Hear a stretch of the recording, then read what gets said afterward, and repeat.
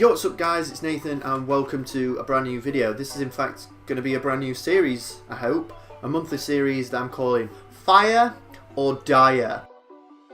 Basically it's going to be a monthly series where I curate a list of shoes from that month and give you a quick review whether it's fire or dire. Much like hit or miss. I bet you never miss, huh? TikTok's really getting to me. And my hair's a proper mess because I've just took my cap off from the last video that I posted because I'm doing them on the same day. I just got changed to fool your asses. But yeah, that's flawed now. Anyway, basically what I'm hoping Fire or Dire is going to allow me to do is to give you similar content to what I used to post more frequently and quicker. Right, so this is how it's going to go down. I'm going to go into my saved pictures on Instagram, go through a bunch of different shoes and give you fire or dire and reasons why. If that sounds boring to you, drop a like and subscribe. So first up we got the Ambush Air Max 180, which is basically a shrouded or gloved Air Max 180, as you can probably tell. Now a lot of people in the comments are like, why the f would anyone buy this? This is ugly as f, take this L, drip.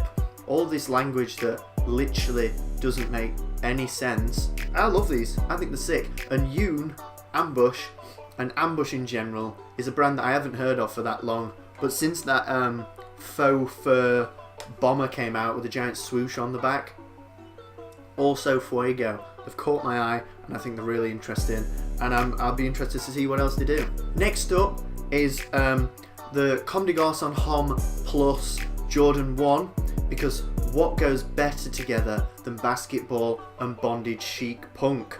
Nothing goes together better than those two things, and if you think otherwise, you are flawed. That was sarcasm. Now this is basically a all black leather Jordan 1. Very innovative Comme des Garçons. I think that it's good that the ankle strap is removable because it's dead, but I think once you take that off, that sky high tongue's just going to look super weird. Dire. Next up we got the Adidas Night Jogger. Really nice colourway. This initial release, I believe it is, really super nice colourway. I do really like it. It's under the guise that it's cool, but it's not. It's trying to trick you into thinking it's cool. Oh, it's all over 3M, or it's got 3M all over it. It's Boost. It's got check. Oh, the hype beast, love it. It's I really don't like this shoe. Dire. We're going with Dire on this one.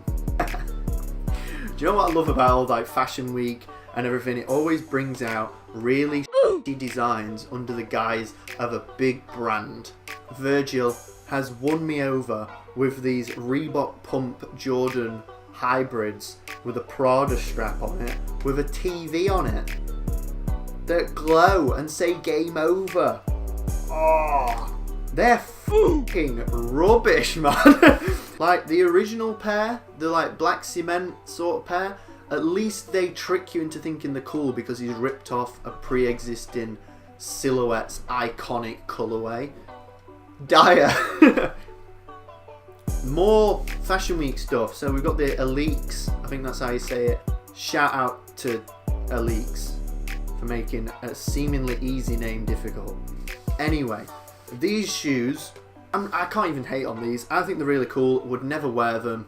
Would never think to buy them. They're not my style at all. I do really like, and it's kind of bad that it's like a baited thing in my opinion. I don't know anyone else that's really doing this at the minute. But the rubberized like paneling on the shoes, very Prada Cloudburst style. I really like that detailing on the Cloudburst, don't get me wrong. But that's what makes this shoe to me. I think it looks like sort of like a motocross biking boot, but with a sock on the top. I do actually really like it. Well done, Matthew Williams. Killing it. Actually, yeah, I like this shoe. Fire! Next up, Dior. Kim Jones. This is just a Converse with a seatbelt on it. Fire. Dire. No, I meant to say Dire. Dire. Sicko Mo Bamba. Oh, hell yes. Next up, the Ultra Boost Bathing Ape. When two demigods of dead collide to create the god of dead. And I'm sick to God of seeing their camo on things. Stop. It's time to stop. The Ultra Boost is dead. The knit on these is dead. The black boost on these is dead. And the grey variant is even worse than the camo one, and that is ugly. So we'll go on that with a fat dire. This is a cool one. I was just dissing Adidas for being shit because, let's be honest, the Adidas Lexicon or LXCon, I don't know what it is, that's cool. I actually love this shoe. The market needed a shoe like this. Yeah, I think they needed something in the market that was between that sort of techie boost stuff and then the sports casual sort of people that just like in the middle ground. Fire. So now we've got the new gimmick shoe that Nike's coming out with, which is the Nike Adapt BB, which I'm assuming means basketball, although a BB gun in a shoe would be a lot more of a cool gimmick to have. This is a shoe that's going to cut off 5 seconds of your time by tying your laces. But yeah, you can have that for a mere like £300 with this ugly ass Nike shoe that literally has a swoosh made out of what looks like gaffer tape. Dire! You'd never, they're dreadful. You're fooling yourself with a gimmick if you think they're cool. I don't care what you say. Now this one is basically the meme king of all shoes in my opinion. This has to be self-aware for it to be this bad and funny. So it's a Nike Air Max 1 Golf Grass, which I'm hoping means that there's going to be more colourways of this because it's hilarious. I want an AstroTurf version. Basically it's in celebration of the PGA Tour. So you can be like going to golf at 6 but also being the golf course.